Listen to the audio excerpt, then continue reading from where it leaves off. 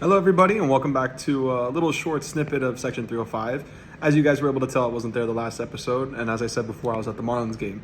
So I'm going to give you guys a quick little recap on what I think and my takes for last episode. Personally, I think Anthony Richardson, just not NFL ready. I think a lot of people were under the mindset, really, of Anthony Richardson's going to be this really great quarterback that can run the ball, throw the ball, but I just never thought he had it, to be honest. You know, the guy's only played around 15 games of college football, could never stay healthy. Even when he was on the field, he just still can't find a way to stay healthy. I do not want to take away the fact that he is a very fun player to watch, though. He's able to run the ball. He can extend plays when he needs to, but he can't do it all the time, though. That's his big thing. He's also not the most accurate quarterback. Last year, he was throwing 47% from the field, which is unacceptable by any means from a starting NFL quarterback. Raul, something I did notice that I wanted to point you out on. On the last episode, you did laugh at Colio when he mentioned Daniel Jones giving Anthony Richardson a little bit of experience. Now, I personally think that's going to be huge for them. That having Daniel Jones being their starter and being the vet in the room with Anthony Richardson. Anthony Richardson definitely can learn something from Daniel Jones. I don't want to sit here and say he's not going to learn absolutely anything because, dude, Daniel Jones has been to multiple playoff games. He's won games for the Giants when he's needed to. And yes, he's never really had a successful career as a quarterback, but man, neither did Ryan Fitzpatrick, you know? And Ryan Fitzpatrick was out here paving the way and being a veteran quarterback for other quarterbacks coming in the league when he was on Buffalo, when he was in Miami.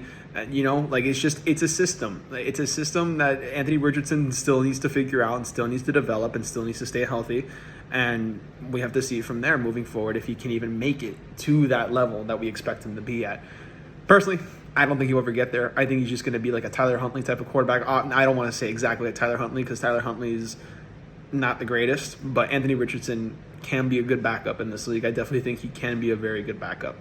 Now I also like to make my picks. I am not going to do the awards for my players just yet, just because some things have been in the move. Like today, Micah Parsons was just moved to the Green Bay Packers, so I'll have my awards and my predictions on that later. But for the playoffs, you guys had some good takes, okay? You guys had some great takes regarding the playoffs. But I'm going to keep it simple. I'm just going to go very quickly run it down. In the AFC, I'm obviously going to have the Baltimore Ravens at the number 1 seed. I think it's kind of impossible not to have them there. I mean, they are just the best team. Not much else to be said about them. Buffalo at 2. Buffalo is the strongest team in the AFC East. They're going to conquer them. They're going to conquer the AFC East. I already know it. At number 3, this one was kind of toss-up for me because this is a very competitive division as it is, but I'm still going to stick with the Kansas City Chiefs. You know, Kansas City definitely did get worse defensively, and they don't have the greatest receivers or great offensive line, but they still have Patrick Mahomes, my number 10 player in the entire NFL. They still have Patrick Mahomes, and Patrick Mahomes has proven to win games in big situations, and whatever black magic, voodoo, witchcraft they use in the locker room to get them dubs, it's going to work again this season for them. So Chiefs fans, you're in for a nice season once again. Because also now at the number 4 seed, I do have the Houston Texans claiming the rights of that division and moving on. Now, for the last 3 spots of the playoffs in the AFC, I'm going to go with the Denver Broncos. I really like the Denver Broncos, and I just don't want to be a Denver Broncos stan because on multiple of my fantasy football teams, I do have Bo Nix this year. But I think they're going to have a great season. You know, they have a very fun defense. Their offense really showed a lot of promise towards the end of last season. Bo Nix looked fantastic towards the end of the year. Also, a lot of things he's to pick up, but again, he's a rookie. I feel like all rookies need to pick up a few little things every now and then. But yeah, I'm heavy on the Broncos. I think the Broncos will make the 5th seed. At the number 6 seed, I'm going to go with the Pittsburgh Steelers.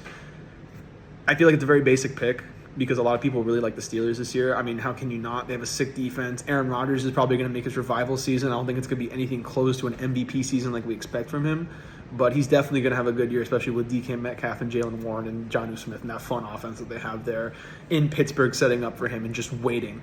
And at my number 7 seed, I'm actually going to go with the LA Chargers. I think the LA Chargers are going to be the very last team to make it. They are one of the most competitive teams in that division with the Kansas City Chiefs, the Las Vegas Raiders, and Denver Broncos. But the AFC just looks weak. outside of them. Even the Raiders look good this year too, and I just don't think the Raiders are going to compete enough with the Chargers or these other teams like what we're expecting them to do. Now, moving on from that, we're going to go with the NFC. I'm obviously going to take the Eagles at number 1. I think the Eagles at number 1 is a very safe pick. At number 2, I'm going to go with Seattle. I think Seattle is going to have a very good season. I think not a lot of people are expecting Seattle to ball out this year, especially moving on from Geno Smith. But you got Sam Darnold, who's basically the same thing as Geno Smith, if not a little bit better since he has youth on him. The addition of Cooper Kupp is huge. Their defense was awesome last year. And those new rivalry jerseys that came out, I mean, how can you not appreciate the aura that Seattle has? It's like bringing back the Legion of Boom, but in like this new modern day like time. So I have high hopes for Seattle. I'm excited to see what they do.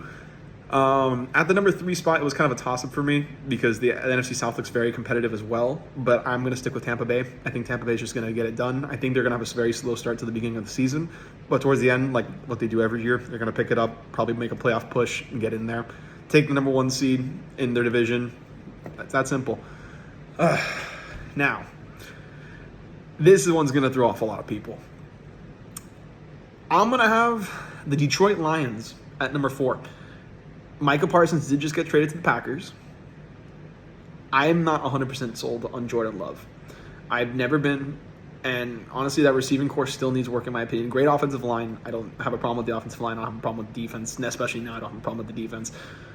But Jordan Love is still a big question for me, and I don't know if Christian Watson and Romeo Doubs are the true answers to that team at the receiving position. So I don't really see Green Bay making the playoffs this year. I think they're going to be one of those teams that's in the hunt. Maybe they get the 7th, but I don't even have them making the 7th.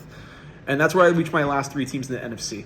In the 5th seed, I think the LA Rams are going to have a fantastic season. I think Matthew Stafford is going to have a great comeback season after last year's injury, and they're going to make great strides, and they're going to try making that Super Bowl push like they have been for years now. At the number 6, this one was also a little tricky for me. I mean, honestly, the NFC for me was just kind of like neck and neck when it came to when deciding teams and the playoff predictions. But at the number 16, you know what? Let's get a little wild here. Let's go a little wild here. I think the Chicago Bears. The Chicago Bears, terrible season last year. I mean, terrible season for them. Caleb Williams he did not look NFL ready. At times, he showed a lot of promise, and he showed those superstar qualities that you look for in that number 1 pick. But overall, they look terrible. I do think they're going to bounce back, though, with Ben Johnson this year with their new system. Their defense is going to look stronger than ever, I think. Their offense is going to be great. Regardless of losing Keenan Allen, who looked like a 300-pound tight end last year, I don't think that's much of a loss for them because they still have DJ Moore. And they still have their other receiving core from last year that they're going to really rely on this year. So I have high hopes for Caleb Williams and the Chicago Bears. I think they're going to be the team to make the playoffs as the 6th seed. And the 7th seed, now this one was a toss-up because I do like the teams in the NFC South this year. I like Carolina. I just don't see them making a playoff push like a lot of people do. I like Atlanta a lot.